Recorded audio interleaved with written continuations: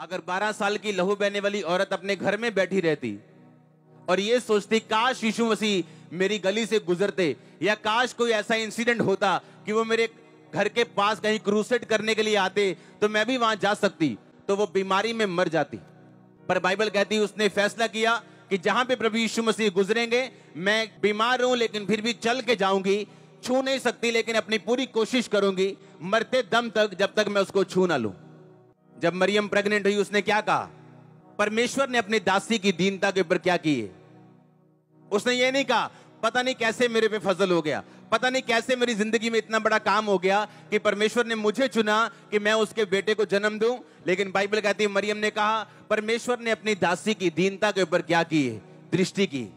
इसका मतलब कुछ भी अपने आप इस धरती पे नहीं होता। पतरस को बाइबल कहती है कि पतरस जब परमेश्वर के पास था तो यीशु मसीह ने कहा पतरस प्रेयर कर ताकि तू परीक्षा में ना पड़े। लिखा सारी रात पतरस ने प्रार्थना नहीं की, सोया रहा। यीशु मसीह ने प्रार्थना की। अगले दिन कौन परीक्षा में फंसा? एक लेडी ने बोला ए तू वही है ना यीशु मसीह के साथ रहता? कहता चल चल, झूठ बोल रहे तू। आगे चला गया। और एक और आई, कहती तू वही है ना, तेरी बोली तेरा भेद खोलती है, तू वही पतरस है जिसका कान उड़ाया था। वो बोलता तू वही नहीं जिसने मेरा कान उड़ाया था। कहता लांती हो जो यीशु मसीह को जानता हो। और जब यीशु मसीह जी उठे और स्वर्गदूत यीशु मसीह के दाहिने जहां रखा था लाश रखी थी, जब यीशु मसीह जी उठे तो वो स्वर्गदूत वहां बैठा था, वहां लाश नहीं थी। लेकिन बाइबल कहती पतरस ने मन फिराया और यहूदा इस्करियोती की तरह वो आत्महत्या करने नहीं गया, बल्कि फिर से वो चेलों के साथ मिला और फिर से उनके साथ प्रार्थना करना उसने शुरू की। यीशु मसीह से मिला, यीशु मसीह को बोला, यीशु मसीह ने कहा पतरस क्या तुम मुझसे प्यार करता है? उसने कहा हाँ परमेश्वर मैं तुझसे प्यार करता हूं। उसने कहा मेरी भेड़ों को चरा।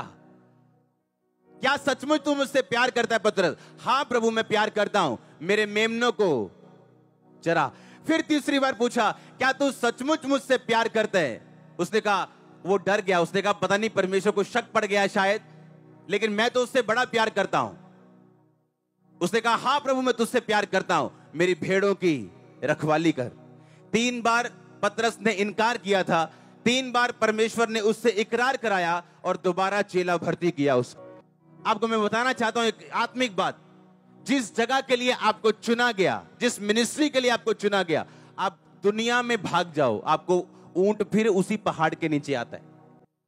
कई बार आप जब ग्रेस में होते हो, आप एक मिनिस्ट्री के नीचे होते हो, उस मिनिस्ट्री की अनॉइंटिंग की वजह से आपकी फैमिलीज और सब चीजें ब्लेस होती, और जैसे ही आप ग्रेस से बाहर जाते हो, जब शैतान अटैक करता आपको मालूम होता आपने क्या गवाया।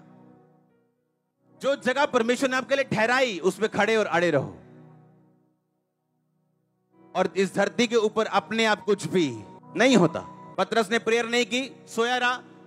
यीशु मसीह ने प्रार्थना की, अगले दिन क्रूज पे चढ़ने के बावजूद भी पिता से अलग नहीं हुए। पतरस परीक्षा में फंसा, 3 बार इनकार किया, चेलों के बीच से निकल गया। है तो चेलों में ही था, पर स्वर्गदूत उसे परमेश्वर का चेला नहीं समझते थे। सीधा हिसाब है, बाइबल टेढ़ी मेढ़ी नहीं है, ये बहुत गुंजलों वाली पुस्तक नहीं है, ये बड़ी सीधी सीधी सीधी परमेश्वर की आवाज है। ये बड़ा सीधा सा रास्ता है, ये तंग जरूर है पर है सीधा।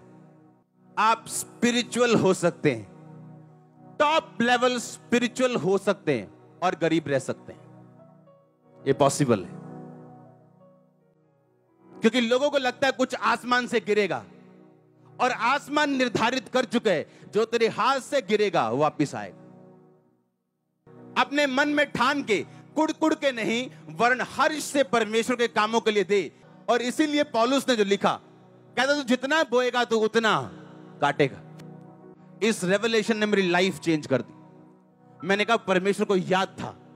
दाऊद ने कहा मैं अपना पर्सनल, क्योंकि राजाओं के पास अपना पर्सनल प्रॉपर्टी होती थी, उनके पास जमीनें होती थी पर्सनल, लोगों से टैक्स अलग आता था, वो टैक्स पब्लिक के कामों में यूज होता था। लेकिन राजा की पर्सनल जमीनें होती थी, जहां की फसलें आती थी, राजा के पर्सनल गिफ्ट्स आते थे, लोगों से सोना आता, चांदी आती थी। 110 टन सोना उसकी पर्सनल ऑफरिंग थी।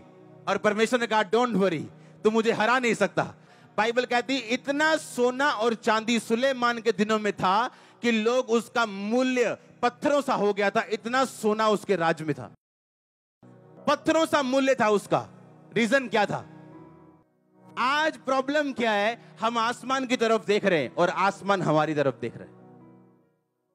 और प्रभु नीचे बाइबल रख के बैठा कि भाई तू कब बाइबल पढ़ेगा, कब सीक्रेट पढ़ेगा, कब तुझे मालूम होगा कि अपने आप कुछ भी धरती पे नहीं होता।